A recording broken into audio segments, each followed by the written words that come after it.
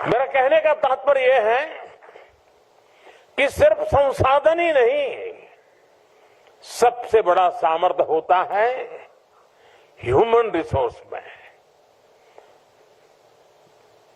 मानवीय सामर्थ्य में,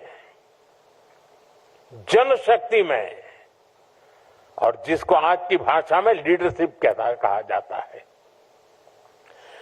21वीं सेंचुरी में तो ऐसे रिसोर्स की जरूरत है जो इनोवेशन को लीड कर सके, जो स्किल को चैनलाइज कर सके। आज हम देखते हैं कि हर क्षेत्र में स्किल का कितना बड़ा महत्व है। इसलिए जो लीडरशिप डेवलपमेंट का क्षेत्र है, उसे भी नई स्किल्स चाहिए। हमें बहुत साइंटिफिक तरीके से लीडरशिप डेवलपमेंट के इस काम को तेज गति से आगे बढ़ाना है। इस दिशा में सोल की, आपके संस्थान की बहुत बड़ी भूमिका है। मुझे जानकर अच्छा लगा कि आपने इसके लिए काम भी शुरू कर दिया है।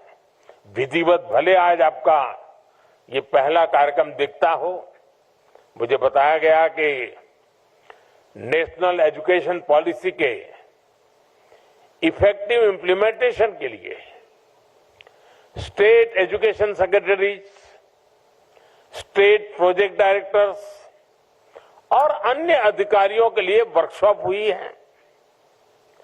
गुजरात के चीफ मिनिस्टर ऑफिस के स्टाफ में लीडरशिप डेवलपमेंट के लिए चिंतन शिविर लगाया गया है। और मैं कह सकता हूं, ये तो अभी शुरुआत है। अभी तो सोल को दुनिया का सबसे बेहतरीन लीडरशिप डेवलपमेंट संस्थान बनते देखना है।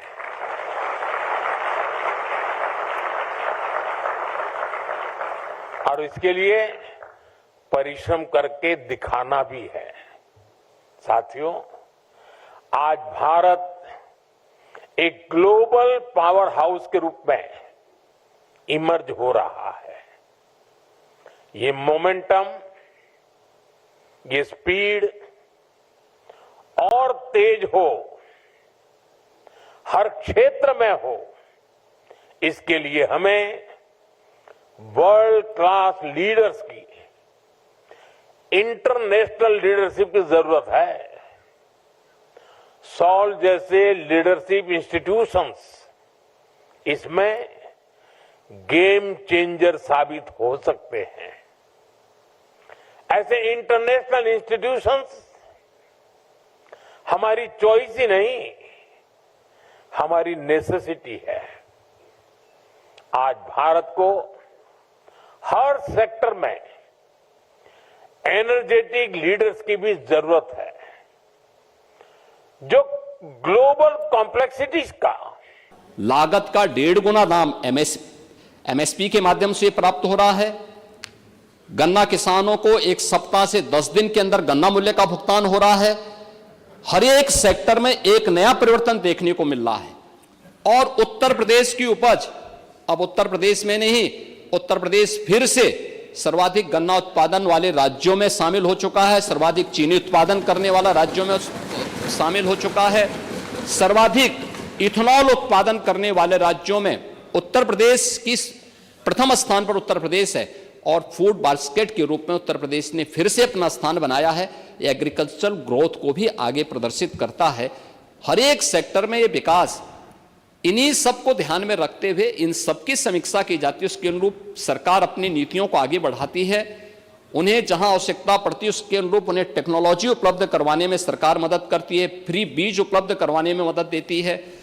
दलहन और तिलहन के क्षेत्र में उत्तर प्रदेश जो पीछे था, या फूड प्रोसेसिंग में जो यूनिट यूपी के अंदर नहीं आ रही थी, वैल्यू एडिशन में जो काम कर सकता है, वह आज उत्तर प्रदेश के अंदर देखने को मिल रहा है। और ये किसानों की आमदनी को कई गुना बढ़ा रहा है।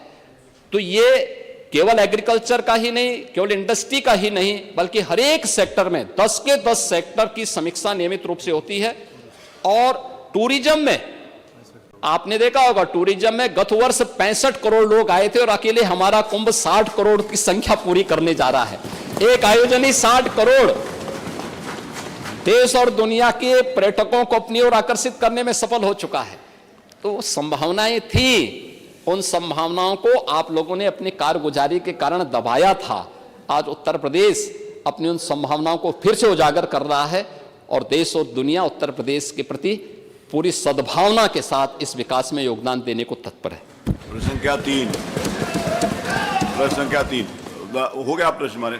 माननीय नेता प्रतिपक्ष अगला प्रश्न ले लेते हैं। एक प्रश्न उस अनुपूरक हम पे आपने एमएसपी को बताया कि ये हमारे लागत मूल्य से ज्यादा गुना है। क्या सरकार ने धान और गेहूं का प्रति क्विंटल लागत मूल्य निकाला है और वो क्या है? पाणे जी, आपका प्रश्न मूल प्रश्न से हटकर के है, लेकिन मैं आपको बताना चाहता हूं, आप पता नहीं किसान हैं कि नहीं है, मैं नहीं जानता, क्योंकि आप लोग पेशे से समाजवादी हैं। और जो मैंने कहा कि प्रवृत्ति आप लोगों की वही है कि जिस थाली में खाएंगे उसी में छेद भी करके फिर जाएंगे। लेकिन मैं उसी पे आ रहा हूं, मैं आपके ही प्रश्न पे आ रहा हूं। देखिए, एक किसान अगर धान की खेती करता है, उसकी कुल लागत 1 एकड़ में 1 कुंटल धान पैदा करने में 1100 रुपये आता है। सरकार उसको 2300 रुपये दे रही है। एमएसपी सरकार का 2300 रुपया है। ऐसे ही गेहूं का है, एक किसान की जो लागत आती है वह 1100 से 1200 आ रही है, सरकार उसको 2300 से 2400 रुपये दे रही है। क्या आपको एक बड़ी और प्रोक्यूरमेंट सेंटर, जो क्रय केंद्र सरकार इसके लिए उपलब्ध करवा रही है। एक कुंटल गन्ना के भी दाम मैं बताऊंगा तो आपको बहुत अच्छा आश्चर्य होता है। जब अभी बजट पे चर्चा होने दीजिए ना, उसमें उठाइए, उसमें पूरा जवाब भी देंगे। लेकिन ये एक